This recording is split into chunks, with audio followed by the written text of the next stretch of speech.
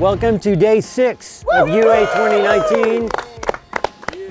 I don't know about you guys, but I thought yesterday was just phenomenal. What a trail that was. Never really thought we'd make it to the river, but we did. We did.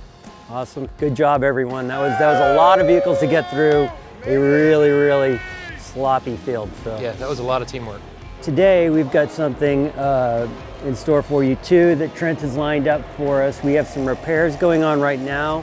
We have a few people that are going to stay in town and get their parts, and then more on other logistics. All right, so some of you guys might know that the Weinigers actually own and operate a drilling company.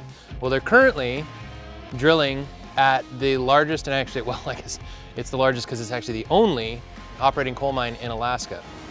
And it's right over there. We were able to secure a tour. So we've got a private tour that's happening just for us. It'll be a guided tour. Unfortunately, we won't be like wheeling on a coal mine, which kind of, I tried, guys, I tried. But it will be a pretty cool tour. We're headed out.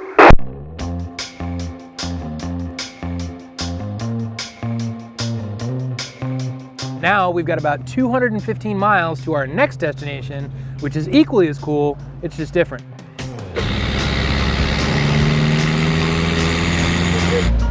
Cole, you've probably been here before. We arrived only about an hour late to the Alaska Transportation Museum. This is truly a unique place. We're talking everything from boats to airplanes to trains to tractors, cars.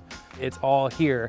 You know, we're gonna spend about an hour here, and then finally it's back to the hotel to where, you know, maybe a shower and some porcelain would be a welcome change.